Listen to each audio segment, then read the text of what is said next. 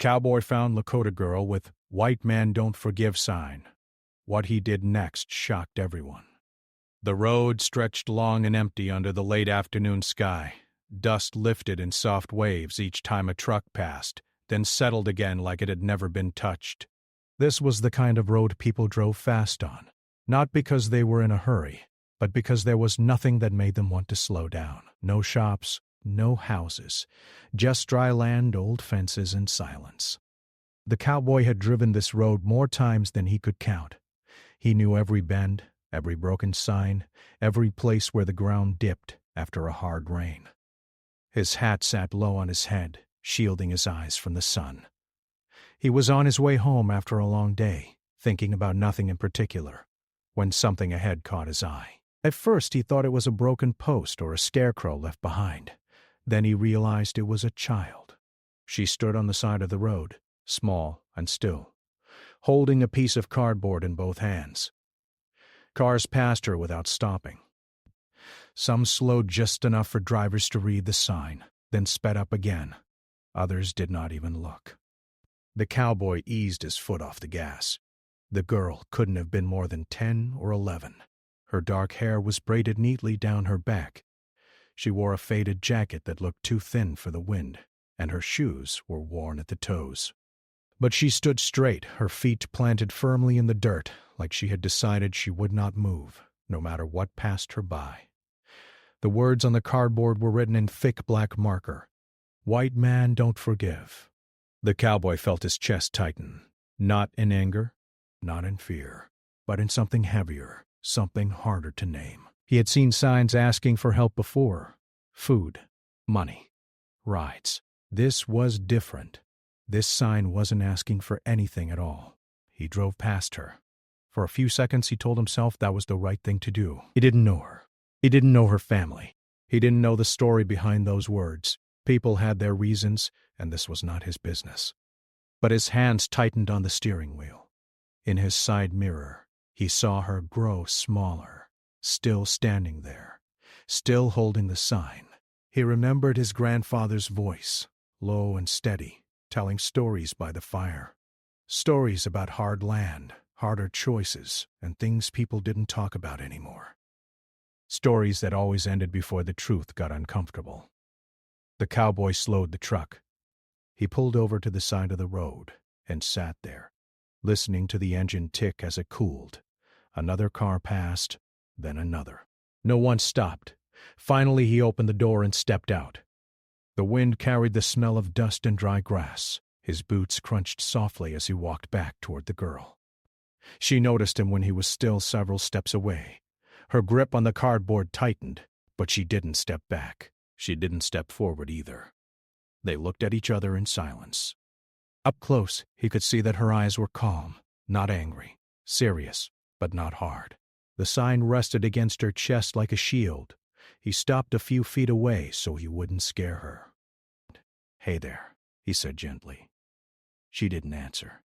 "That's a strong sign you're holding," he added, nodding toward the cardboard.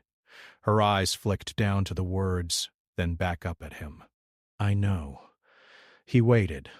Adults often rushed children with questions, but he didn't want to do that. He wanted her to decide if she wanted to speak. After a moment, she said, "I'm not begging." "I didn't think you were," he replied. She studied his face, as if looking for something hidden there. "Most people think I am. Or they think I'm being rude." He shook his head slowly. "Looks to me like you're saying something important." That seemed to surprise her. Just a little. The cowboy glanced down the road. "Is someone with you?" "My aunt is nearby," she said. "She told me to stand where people could see me. Does she know what your sign says?" The girl nodded. "She helped me spell it." He didn't ask why right away. He didn't want to turn this into an argument or a lesson. He crouched down instead, lowering himself so they were closer to eye level. "That road gets busy sometimes," he said. "You okay standing out here?" "I've stood here before," she answered. "People don't stop much." "That doesn't surprise me," he said honestly. She tilted her head. "Why did you stop?" The question caught him off guard. He could have given an easy answer. Curiosity. concern, habit. But none of those felt true enough. "Because I drove past?" he said. "And I didn't feel right about it," she considered that. "Most people don't come back. I guess I'm not most people," he said, not proudly, just plainly. The wind tugged at the edge of the cardboard. He noticed how carefully the letters were written, each word spaced evenly, like someone had taken their time. "Do you know what that sign means?" he asked gently. She nodded again. "It's what my grandfather used to say. He said it when he talked about the past." "What past?" She hesitated, then said, "The schools, the land, the promises." The cowboy felt a slow ache spread through his chest. He had heard those words before, just never spoken so simply by a child standing on the side of the road. "Did he explain it to you?" he asked. "Not all of it," she said. "He said some people hurt us and never said sorry, and some people forgot on purpose." "That's a lot for a kid to carry," he said quietly. She shrugged. It's still true. He couldn't argue with that. He also couldn't defend something he hadn't lived but had benefited from. "So he did the only thing that felt honest. I can't fix what happened before," he said. "And I can't speak for anyone else, but I can stand here and listen." Her eyes softened just a little. Cars continued to pass, some slowing now that they saw a man talking to her. A few drivers stared. One shook his head. Another looked away. The girl adjusted her grip on the sign. "People think I hate them," she said. "Do you?" "No," she answered quickly. "I just don't want people to pretend nothing happened." The cowboy nodded. "That makes sense." They stood there together, two strangers sharing a quiet moment on a road built over old ground. The sun dipped lower, painting the sky in orange and gold. He didn't know yet that this moment would matter far beyond this stretch of highway. He only knew that stopping had already changed something inside him. The cowboy stayed crouched for a moment longer, letting the silence settle naturally between them. He did not rush to fill it with advice or explanations. He had learned long ago that silence could be safer than the wrong words. The girl shifted her weight from one foot to the other. The wind brushed loose strands of hair across her face, and she pushed them back with her shoulder, careful not to let go of the sign. "You don't look angry," she said suddenly. He smiled a little. "I'm not. Most people get angry," she said. "Or they laugh. Or they pretend they didn't read it." "I read it," he replied. "And I don't think it's meant to make people angry. I think it's meant to make them think." She looked down at the cardboard again. "That's what my aunt said." The cowboy nodded. "Your aunt sounds wise." "She is," the girl said. "She says pain doesn't disappear just because time passes." "That's true," he said softly. "Time only hides things if no one looks." She glanced at him, surprised by his words. "You talk different than most." "How so?" "Like you're not trying to win," she said. "Most adults try to win." He let out a quiet breath. "Some things aren't meant to be won. They're meant to be understood." The girl thought about that. Then she asked, "Did your family ever talk about us?" The question was simple, but it landed hard. The cowboy straightened a little, resting his hands on his knees. "Not much," he admitted. "They talked about land, work, hard times, but not about who was here before." "Why not?" He didn't dodge it. "Because it made them uncomfortable, and because they didn't know how." She nodded slowly, as if that answer confirmed something she already suspected. "My grandfather said silence can hurt just as much as bad words." "He was right," the cowboy said. A truck passed by, slower than the others. The driver glanced at them, curiosity clear on his face. The cowboy didn't look back. He stayed focused on the girl. "Do you know why your grandfather said that sentence?" he asked carefully. She hugged the sign closer. "He said forgiveness needs truth first, and truth needs listening." "That's a strong lesson," he said. "Some people ask for forgiveness without wanting to hear the story." The cowboy felt those words sink in deep. He had never heard it put that way, but it made sense. "Listening takes patience," he said. "And humility." She smiled faintly. "That's a big word," he chuckled. It just means knowing you don't have all the answers. She liked that. He could tell. The sun dipped lower, and the shadows stretched across the road. He glanced toward the horizon. How long have you been standing out here today? Since after lunch, she said. My aunt said we'd leave when the light starts to change. Have you eaten? She hesitated. A little. He reached into his jacket pocket slowly, making sure she could see his hands. He pulled out a wrapped snack, still sealed. Would you like this? No pressure. She looked at it, then at him. You're not trying to make me stop holding the sign, are you? No, he said firmly. I wouldn't ask that. After a moment she nodded and took it, setting the sign carefully against her leg so it wouldn't touch the ground. Thank you. Of course. She ate quietly while he waited, giving her space. The road hummed with distant engines, but around them, time seemed to slow. Do you think the words are wrong? She asked after a while. He shook his head. I think they're unfinished. She frowned. Unfinished? Yes, he said, like the beginning of a conversation that no one wants to finish. She looked thoughtful. What would finishing it look like? He paused. That was not an easy question. It would look like people staying instead of leaving, listening instead of defending, admitting instead of denying. She nodded. That sounds hard.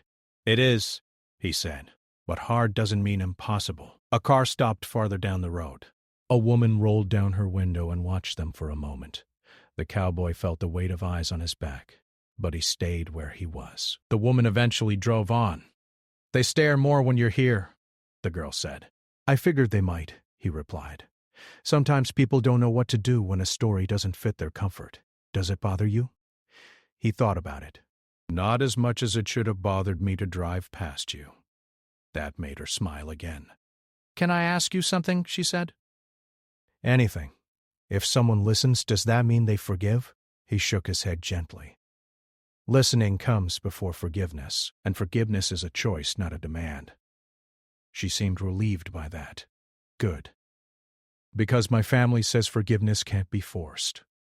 They are right, he said. The wind picked up, fluttering the edges of the cardboard. He reached out instinctively to steady it, then stopped himself. May I? She nodded, and he helped hold it still. Up close, he noticed small smudges on the letters, places where the marker had paused, like the person writing had taken time to think between words. Did you write it? He asked. My aunt did, she said. I chose the sentence. He swallowed. That takes courage. She shrugged. It takes courage to stop. He smiled at that. You're wiser than most adults I know. She laughed softly, the sound light and unexpected. The sky darkened slightly, clouds drifting in from the west. He stood up slowly, brushing dust from his jeans. I don't want to keep you too long, he said, but I'm glad I stopped. So am I, she replied. He hesitated, then asked, would it be okay if I stayed a little longer? Not to change anything. Just to stand with you. She looked at him for a long moment. Then she shifted the sign so they could both hold it, one on each side. Okay, she said. They stood there together, facing the road. Cars passed. Some slowed, some didn't. But the moment felt different now, less lonely. The cowboy felt something settle in his chest. Not guilt, not pride, just responsibility. He didn't know what would happen next. He only knew that listening had opened a door he could never pretend was closed again. The cowboy stood quietly beside the girl, both of them holding the cardboard sign as cars continued to move past. At first it felt strange to him, like he was stepping into a place he had never been invited before. But the longer he stood there, the more natural it felt, like this was exactly where he was supposed to be. The girl adjusted her grip so the sign stayed straight. People are reading it more now, she said. I noticed, he replied. Some of them looked confused. That's not always a bad thing, he said. Confusion means they're thinking. She nodded, watching a car slow down before speeding away. My grandfather said confusion is where learning starts. He sounds like he taught you a lot. He did, she said, even when he didn't explain everything. They stood in silence again, The sun dipped lower, and the air grew cooler. The cowboy could feel the day changing like the world was holding its breath. After a while, he spoke again. "Can I tell you something about myself?" She looked up at him. "You can." "My family has been on land like this for generations," he said. "We worked it, fenced it, depended on it. But no one ever told me whose land it was before." She didn't look away. She didn't interrupt. "When I was young," he continued, "I thought history was something finished, like a book you close and put away. I didn't know some people were still living inside those pages." The girl listened carefully. "My family says history lives in people, not books. I believe that now," he said. A car stopped suddenly on the shoulder across the road. A man stepped out, staring at the sign, then at them. He hesitated, like he wanted to say something, then shook his head and got back into his car. "Do you think he wanted to argue?" the girl asked. "Maybe," the cowboy said. "Or maybe he wanted to ask a question and didn't know how." She thought about that. Questions are scary. "They can be," he agreed, "but they're better than silence." The girl shifted closer to him, just a small step. It wasn't fear that moved her. It was trust. He felt the weight of that trust and didn't take it lightly. "Why do you dress like that?" she asked suddenly, pointing to his hat and boots. He laughed softly. "Habit, mostly. And tradition." "Does tradition ever change?" she asked. "It should," he said. "If it doesn't, it stops making sense."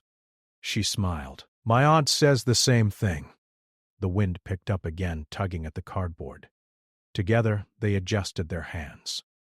The simple act of holding the sign together felt important, like a quiet promise. A small group of cars slowed now. One woman rolled down her window and called out, "What does the sign mean?" The girl looked up at the cowboy, unsure. He leaned slightly toward her. "You can answer if you want, or I can. Or we can let the sign speak." The girl thought for a moment, then lifted her chin. "It means we're still here," she said clearly. The woman nodded slowly, eyes softening.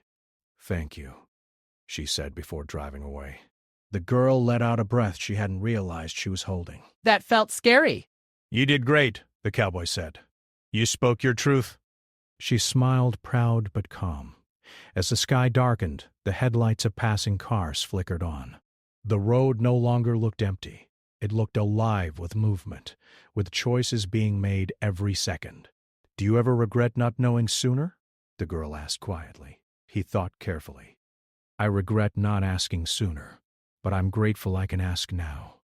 She nodded. "My aunt says it's never too late to listen. She's right," he said again. They stood there until the first stars began to appear. The girl's aunt eventually approached from a nearby field, watching the two of them with cautious eyes. The girl waved. "That's my aunt," she said. "She'll want to know who you are." The cowboy smiled politely as the woman came closer. He explained simply why he stopped, what they talked about, and why he stayed. He did not try to sound important.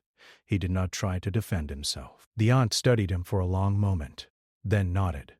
Thank you for listening," she said. "Thank you for trusting me," he replied. The girl handed the sign to her aunt, then looked back at the cowboy. "Will you remember this?" He didn't hesitate. "For the rest of my life." She smiled, satisfied.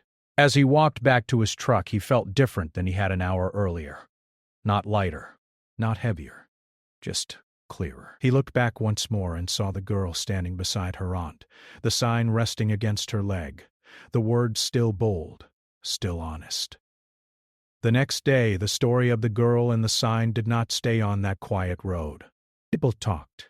Someone who had driven past slowly had mentioned it to a friend. Another had taken a picture from a distance not to judge, but because something about the moment felt important. By the time the sun rose again, curiosity had begun to travel faster than any truck on that highway. The cowboy returned to the road the following afternoon. He told himself he was just passing through, that he didn't expect to see anyone there. But part of him hoped she was there again. The girl stood in the same place holding the same cardboard sign. Her aunt sat a short distance away under a tree, watching quietly. The wind moved gently, and the air felt lighter than the day before.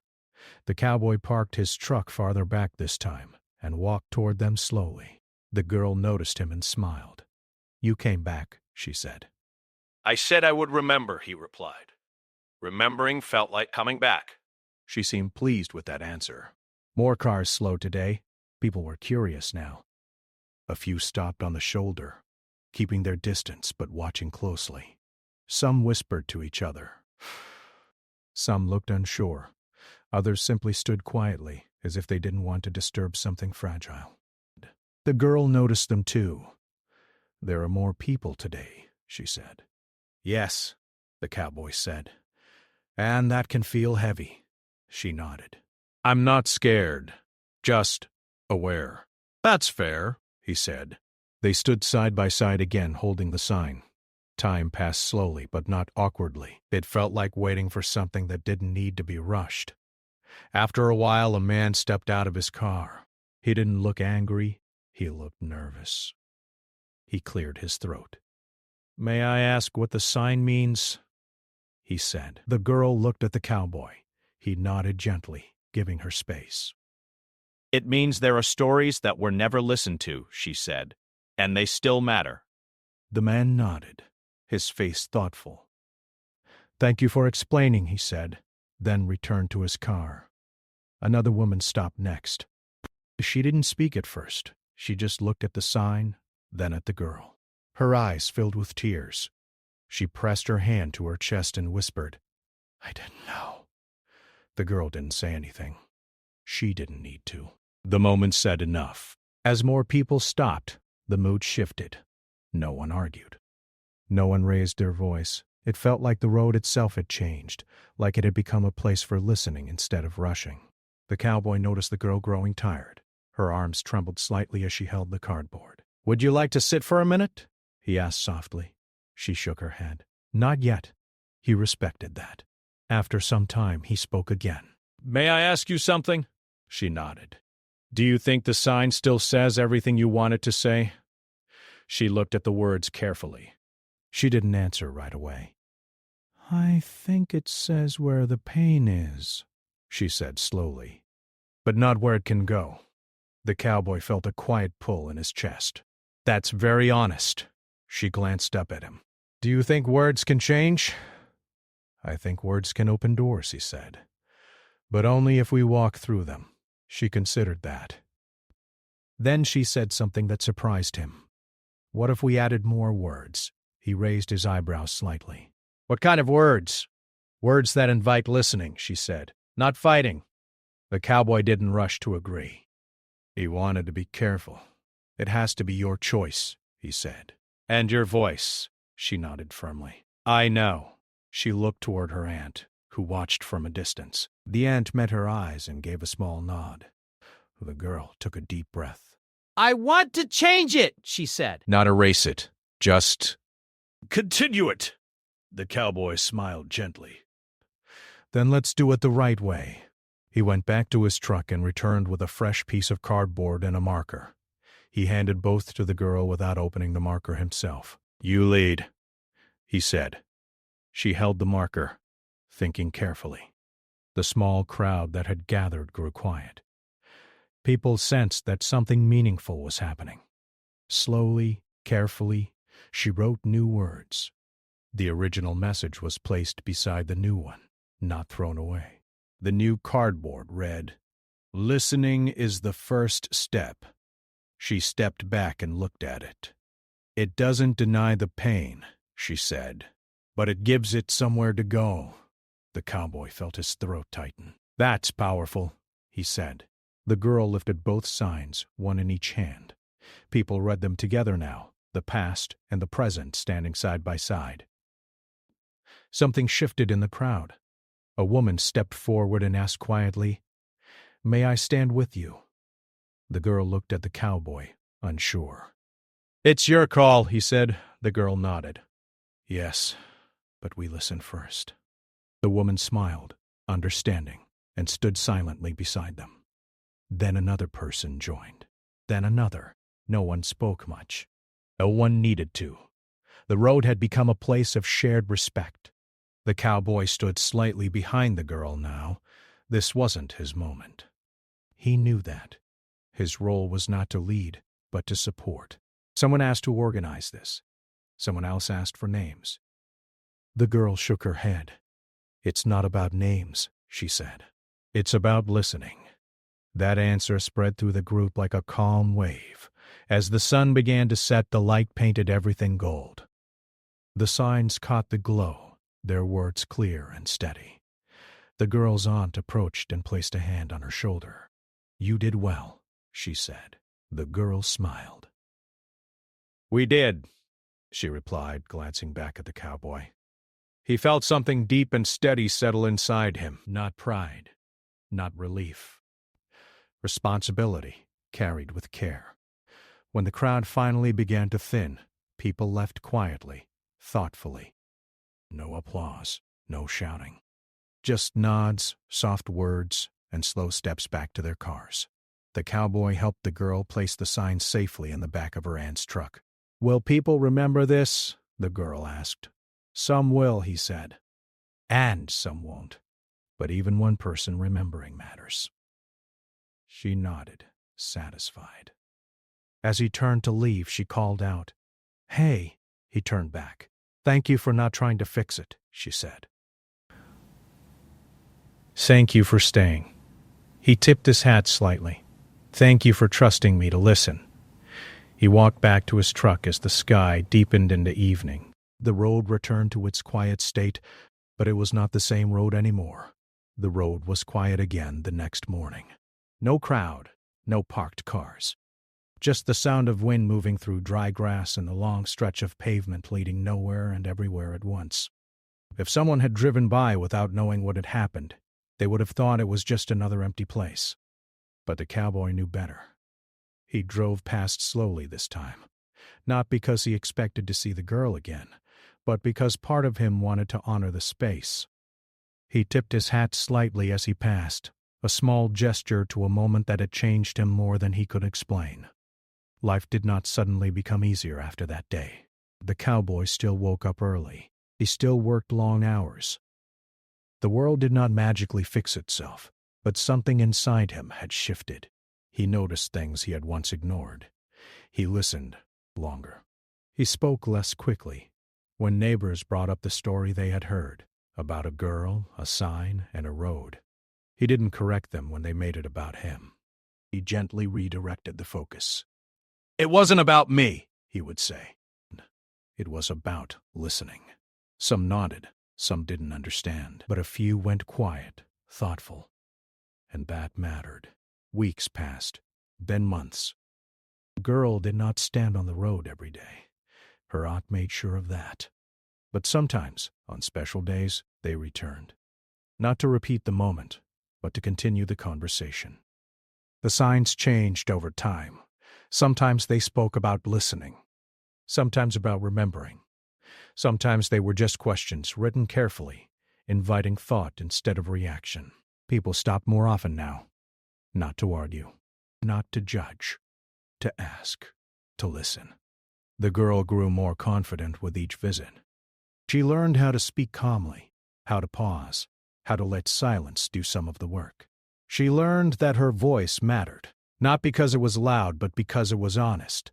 At school, a teacher once asked her to share why she stood by the road. The room was quiet as she spoke. No one interrupted. When she finished, a classmate raised a hand and said, "I never thought about it like that." That moment stayed with her. The cowboy heard about these things through quiet channels. He never sought updates, but they found him anyway. A neighbor mentioned seeing the girl speak at a community gathering. Someone else mentioned a discussion at the local library. He didn't attend those events, not because he didn't care, but because he understood his place. Sometimes support means stepping back. One evening he sat with his grandfather's old journal, reading stories he had skimmed over before. This time, he read slowly. He noticed the missing parts, the pauses, the places where stories ended too soon. He realized something important then. The past was not accusing him. It was asking him to listen. So he did. He listened to elders in his community who remembered things differently than he had been taught. He listened when conversations became uncomfortable. He listened when there was no easy response. Not everyone liked that. Some people told him to stop bringing up old issues, to move on, to let things rest. But he had learned that some things don't rest just because we turn away. The girl, meanwhile, kept growing, not just in age, but in understanding. She learned that change is slow, that not everyone is ready. That listening can be tiring. There were days she felt discouraged, days when people ignored the signs again, days when she wondered if it mattered. Her aunt would sit with her then and say, "Even one person hearing the truth is not nothing." And the girl believed that. Years later, long after the signs were no longer needed, the road still held meaning. People remembered it as the place where something quiet but important happened. Not a big event, not a loud moment, just a choice. One day, much later, the cowboy received a letter. There was no return address, just his name written neatly on the front. Inside was a simple note. It thanked him for stopping. It said that moment had taught someone that listening was possible. That understanding did not require agreement, only respect. There was no signature. There didn't need to be. He folded the letter carefully and placed it in the journal, between pages filled with unfinished stories. The world kept moving. New challenges came. Old ones didn't disappear. But something had been planted on that road, something steady and real, not forgiveness demanded, not blame assigned, just listening chosen.